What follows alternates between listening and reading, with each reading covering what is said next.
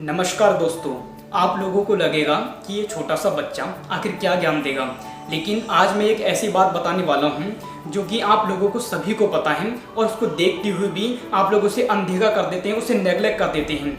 मैं इस वीडियो में बात करने वाला हूँ 48% हमारे देश की ऐसी पॉपुलेशन है जो कि हर रोज शाम होते ही उस पॉपुलेशन के ऊपर जो कि कर्फ्यू लगा दिया जाता है। और ये एक ऐसा कर्फ्यू है जो कि आज और कल से शुरू नहीं हुआ है, जो कि 50 सालों से हमारे देश में चलता आ रहा है। आज़ादी के समय से ही ये कर्फ्यू जो कि शाम को 6 बजे इस 48% पॉपुलेशन पे लगता आ रहा है। जी हाँ, मैं बात कर रहा हूँ महिलाओं की सुरक्षा को लेकर, उनकी सेफ्टी को लेकर। अगर शाम को 6 बजते ही कोई भी महिला, कोई भी लड़की अपने घरों से बाहर निकलती है तो उसके पीछे 5 साल का जो कि है लड़का लगा दिया जाता है ताकि वो उसकी सुरक्षा कर सके। अगर कोई भी लड़की हमारे देश में फाइटर जेट प्लेन क्यों ना उड़ाती हो, चाहे कोई डॉक्टर क्यों ना हो, लेकिन उसे 5% दहेज के साथ उसे विदा कर दिया जाता है। और 95% पे किसका अधिकार होता है? वो घर के बेटे का अधिकार होगा, क्योंकि वो कौन है? वो घर का लड़का है, वो चिराग है। 48 पॉपुलेशन पर आज हमारे देश में कर्फ्यू लगा हुआ है। Right to equality, right to freedom, right against exploitation, इन सब की तो धज्जियां उड़ी हुई हैं। और इससे बड़ी वॉर हमारी सोसाइटी के लिए, हमारे समाज के लिए हो ही नहीं सकती। वुमेन सेफ कहाँ नहीं है, घरों में या बाहर? अगर 90% केसेस में देखा जाए तो विक्टिम के साथ जो फिजिकल वायलेंस के जो केसेस आए हैं सामने, वो उसके परिवार में या जान पहचान वाले आसपास के रिश्तेदारों ने या आस पड़ोस के पड़ोसियों ने जो किए उसके साथ किए हैं। 5 लाख डेथ महिलाओं की हमारे देश में हर साल होती हैं और 63,6,30,00,000 ऐसी गर्ल्स हैं जिन्हें इस दुनिया में आने ही नहीं दिया जाता। और ऐसा क्यों?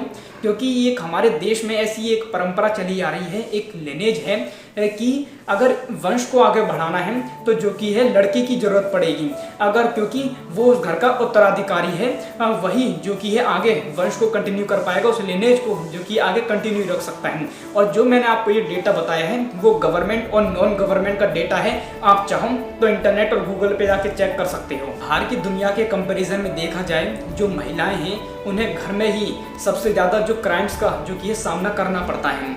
48% पॉपुलेशन फीमेल्स की है आज हमारे देश के अंदर और 52% पॉपुलेशन मेल की है। और जो कि वुमेन्स को सेकंड प्रायोरिटी हमारे देश में माना गया है। भगवान ने तो कभी डिफरेंस नहीं किया एक पुरुष और एक महिला के बीच में, तो आखिर क्यों जो कि ये जो सोसाइटी है ऐसा डिफरेंस जो कि क्रिएट करती है? और जो कोई डिफरेंस है वो यही डिफरेंस है कि जो रिप्रोडक्शन साइकिल है वो जो कि है पूरा हो सके।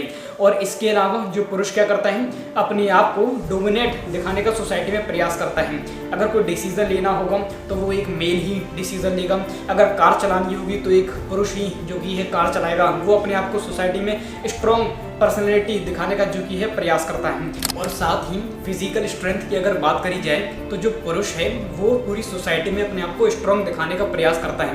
लेकिन इसका मतलब ये तो नहीं है कि जो महिलाएं हैं वो वीक हैं। अगर ऐसा ही होता तो पूरी दुनिया पर तो पहलवानों का फिर राज होता, क्योंकि सबसे ज़्यादा स्ट्रॉन्ग तो वही लोग हैं। तो फिर ऐसा क्यों होता है हमारे देश में? तो इसकी शुरुआत हो जाती है हमारे घर से ही, हमारे बचपन से ही। आप अगर किसी लड़की को देखो, जब छोटी जो बच्ची होती है तो उसको बचपन से ही बारबी डॉल है ना, किचन जो है घर बनाने का जो सामान होता है, कुछ इस तरह के जो कि है गेम्स उसको दे दिए जाते हैं। लेकिन वहीं अगर किसी लड़के को, छोटे बच्चे को देखा जाए तो उसको गन दे दी जाती है, कुछ वीडियो गेम्स दे दिए जाते हैं, है ना, जो कहते हैं रिमोट कंट्रोल कार जो दे दी जाती हैं, कुछ एग्रेशन टाइप के, कुछ कॉम्पिटिटिव टाइप के जो गेम्स हैं उस लड़के को जो कि बचपन से ही जो है प्रोवाइड करा दिए जाते हैं। और जिससे जो कि एक ऐसी अवधारणा एक सोसाइटी के अंदर जो बन जाती है कि जो सोसाइटी है वो एक मेल डोमिनेट जो कि है सोसाइटी है। जब किसी सड़क पर कोई भी मेल अपनी जेब को खोलकर यूरिनेट करता है तो ये सभी के लिए नॉर्मल होता है।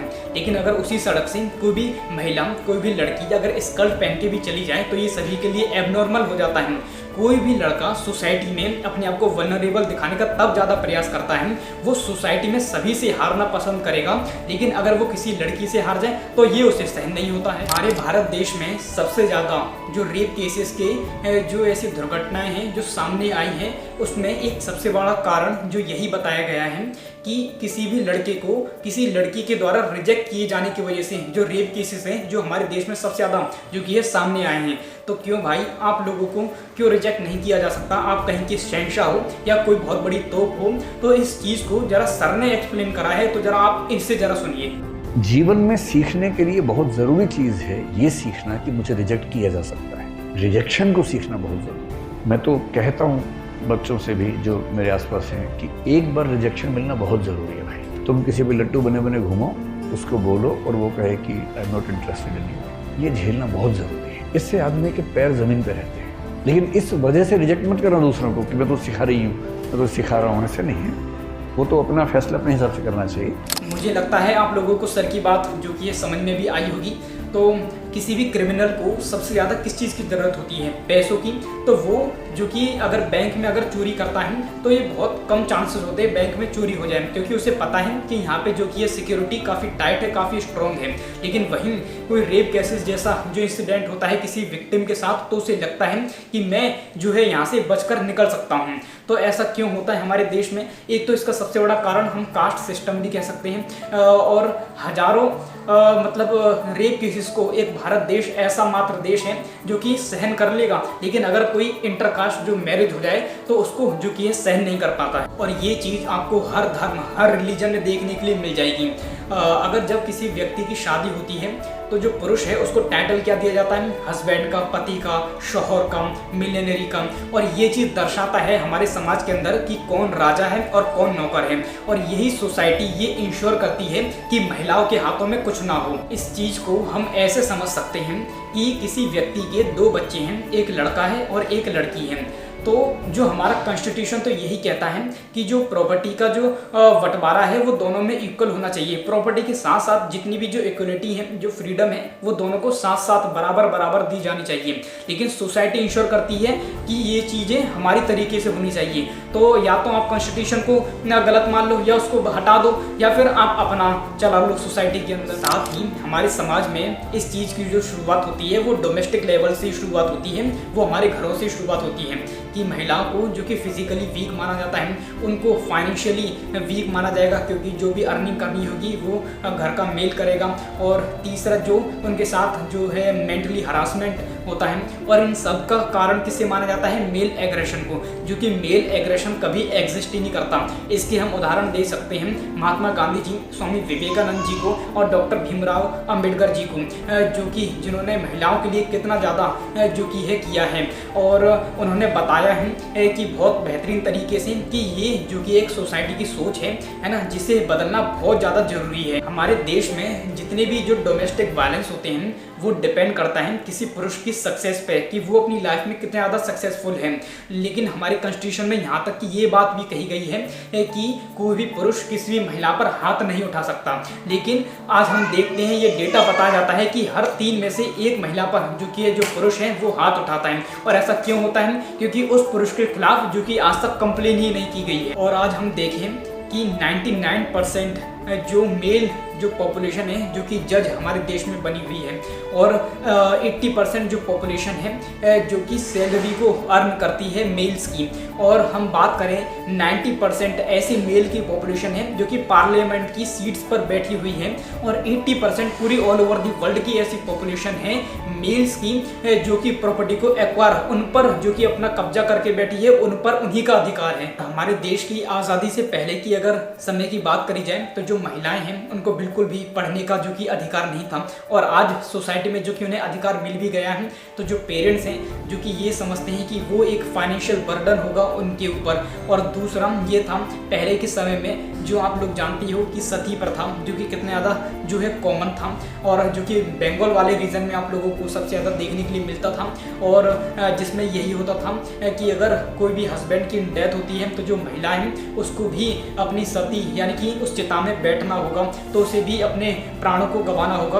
और अगर वो ऐसा नहीं करती है तो इस एक ऐसा साधारण जीवन जीना होगा जिसमें मतलब वो जी रही है नहीं जी रही है जिसका कोई भी किसी पर कोई फर्क नहीं पड़ता है। तो ऐसा जीवन उस महिला को व्यतीत करना पड़ता था।